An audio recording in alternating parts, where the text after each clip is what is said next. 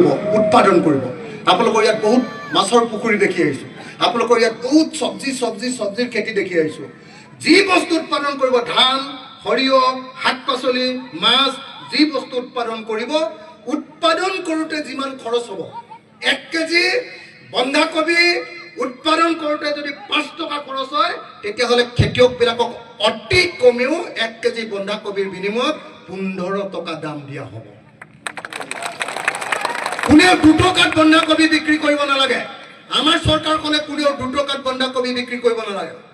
এতিয়া 2 টকাত বন্ধাকবি খেতিয়কে বিক্ৰী কৰে, কিন্তু আমি গুৱাহাটীত কিনি খাওঁ 40 টকা, হয়নে? আৰু যেতিয়া বন্ধাকবিৰ দাম 15 টকা হয়, খেতিয়কে 15 টকা পায়, তেতিয়া গুৱাহাটীত বন্ধাকবিৰ দাম হয় 120 টকা, হয়নে নহয়? আমি যেতিয়া আপোনালোকক 15 টকাত বন্ধাকবি কিনিম আপোনালোকৰ পৰা, চৰকাৰে আমি সেই বন্ধাকবিটো গ্ৰাহকক দিম 20 টকা। কি কথাটো বুজিলে নে নাই? খেতিয়কে দাম পাব আৰু গ্ৰাহকেও কম দামত পাব।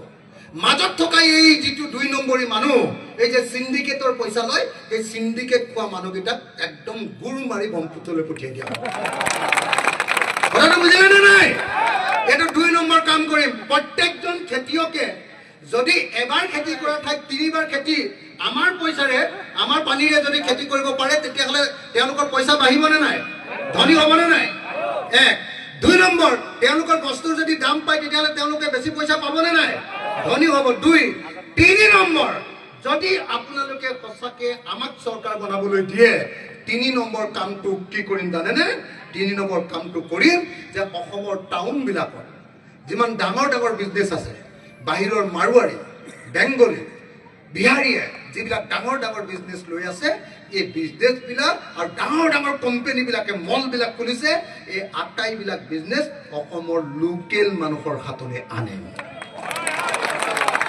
এইটো 3 নম্বৰ। 3 নম্বৰ শুনি লওক, এটা কথাও ইফাল ইফাল নহয়, যিটো কম শিলৰ ৰেখা। 4 নম্বৰ যিটো কাম কৰিম, এতিয়া আমাৰ ল'ৰাই গৈ বেংগলোৰত কাম কৰিব লাগে, আমাৰ ল'ৰাই গৈ চেন্নাইত কাম কৰিব লাগে, আমাৰ ল'ৰাই গৈ লিডুত কয়লা খনিত কাম কৰিব লাগে, আমাৰ ল'ৰাই গৈ অৰুণাচল প্ৰদেশত কাম কৰিব লাগে, আমাৰ ল'ৰাই গৈ কেৰেলাত গৈ চিকিউৰিটি গাৰ্ড কৰিব লাগে, আৰু বাহিৰলৈ যাওঁতে য'তে ত'তে মাৰ খাব লাগে। আমি যদি চৰকাৰ কৰোঁ, তেতিয়াহ'লে গাঁৱে গাঁৱে ইণ্ডাষ্ট্ৰি খোলা হ'ব। কি ইণ্ডাষ্ট্ৰি?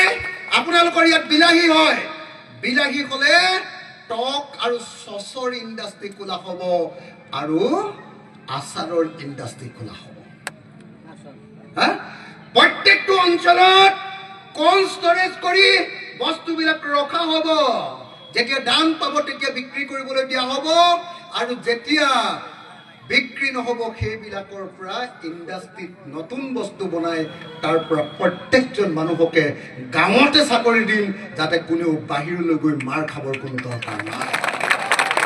হয়নে নহয় কওক?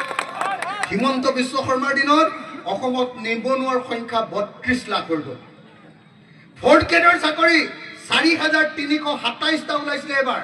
4,327টা চাকৰি ইণ্টাৰভিউ দিবলৈ গৈছে 14,27,000 ল'ৰা।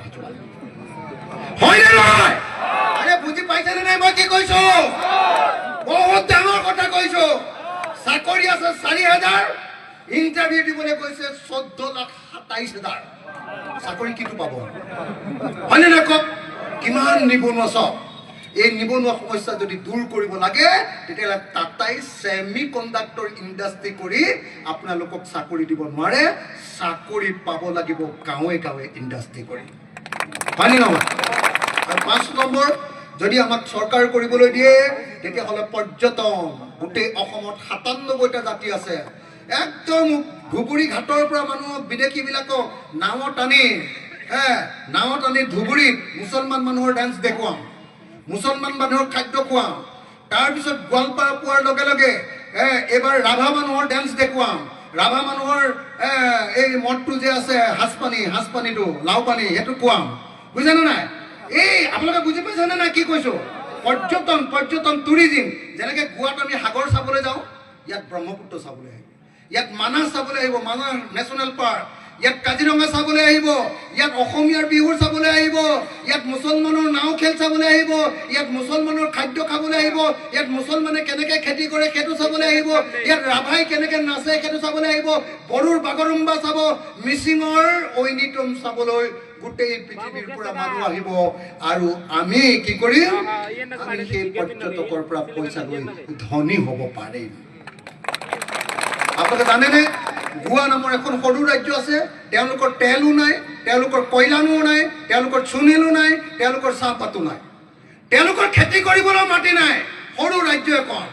কিন্তু গোৱাৰ এজন মানুহৰ এবছৰৰ ইনকাম 6,15,000 আৰু অসমৰ এজন মানুহৰ এবছৰৰ ইনকাম 1,20,000 মাত্ৰ। এইটো পাৰ কেপিটেল